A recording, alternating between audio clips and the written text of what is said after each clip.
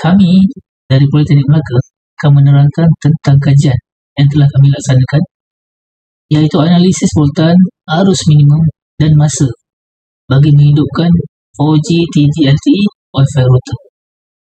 4G Wi-Fi router digunakan bagi tujuan aplikasi IoT dan juga ROIP di kawasan tanpa kemudahan capai internet. Contohnya di kawasan kepulauan atau pulau-pulau yang kecil. Untuk kawasan yang terpencil macam di Pulau Melaka, bukan setakat internetnya tak ada, bekalan elektrik pun tak ada. Sekiranya kita nak pasang router tu, kita kena pasang bersama bateri dan juga adalah solar panel. Kriteria utama dalam membekalkan kuasa kepada router yang kita kena faham arus dan juga voltan. Router yang kita gunakan model R8B boleh terima arus maksimum sehingga 1 amp pada voltan 5. Kalau kita masuk 5 volt 2 amp, dia tetap terima 1 amp. Tapi dari segi nilai minimum, voltan minimum dan juga tempoh masa untuk menghidupkan router ni, kita tidak ada sebarang maklumat sebelum ini. Jadi kalau kita baca dalam buku, dalam internet pun, kita dapat banyak pencanggahan tentang nilai minimum dan juga tempoh masa untuk menghidupkan router.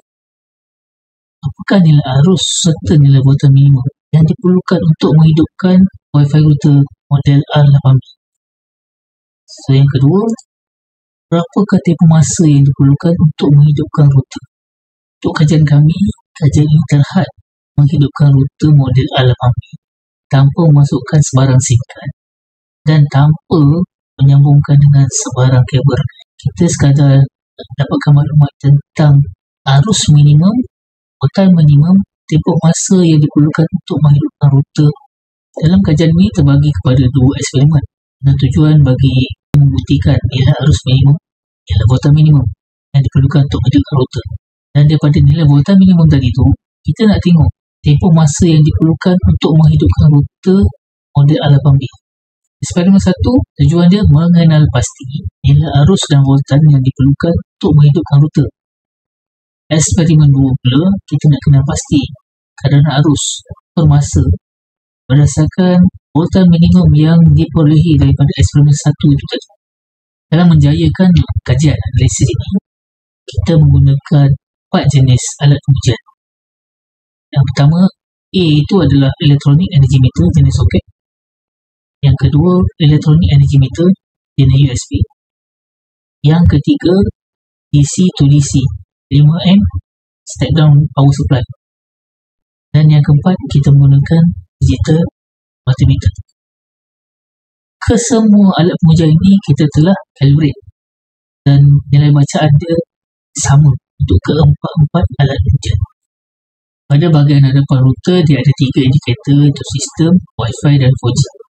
Sistem ni, kalau lampu dia menyala, router tu hidup. Wi-Fi, kalau lampu dia menyala atau bagi klip, maknanya fungsi Wi-Fi tu diaktifkan. 4G, kalau lampu dia menyala, kekal menyala, maknanya ada SIM card. Jadi kalau kita tengok pada kajian kami ni, dalam jadual, data daripada 0 volt sehingga 5 volt. 0 volt sehingga 3.6 volt tu arusnya kosong.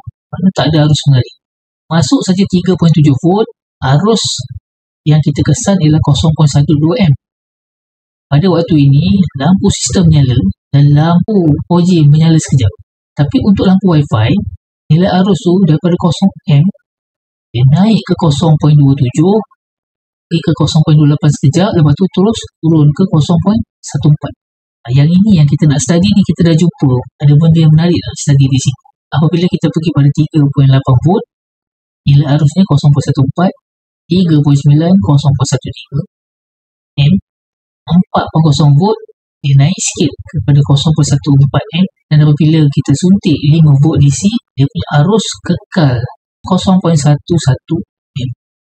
Untuk perubahan arus lawan masa pada nilai voltan 3.7 volt, kita boleh perhatikan kat sini, dia naik daripada 0 amp setiap saat lagi. Yang ni kita kira setiap saat.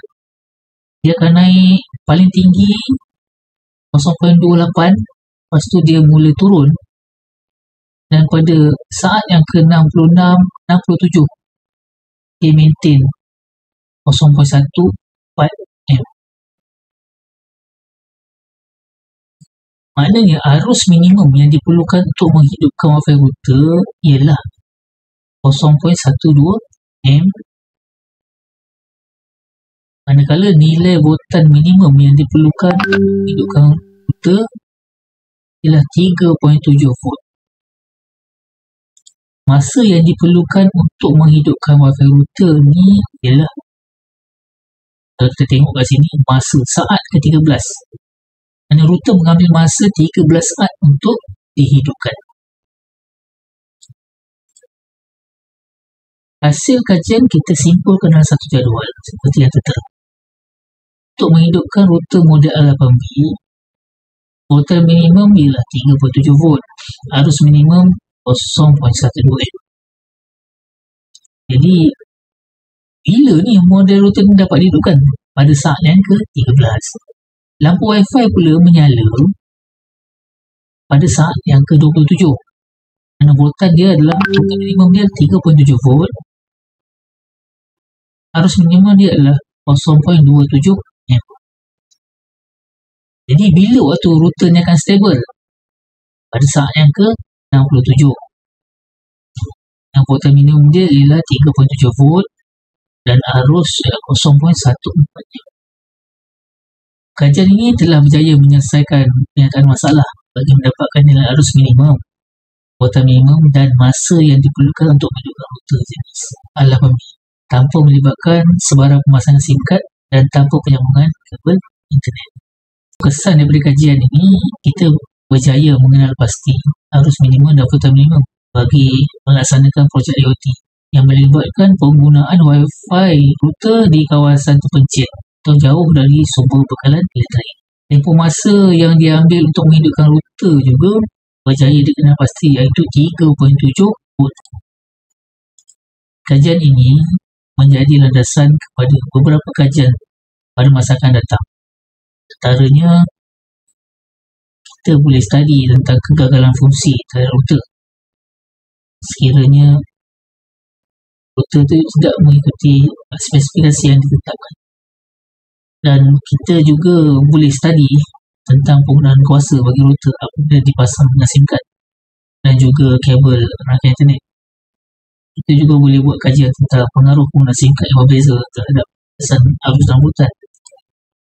Dan kita boleh study tentang suhu ambient router berdasarkan nilai arus dan voltan minimum pada router. Serta kita boleh buat analisis atau kajian tentang keupayaan maksimum router model yang sama jika kita bekalkan arus melebihi had spesifikasi. So, had spesifikasi ni 50.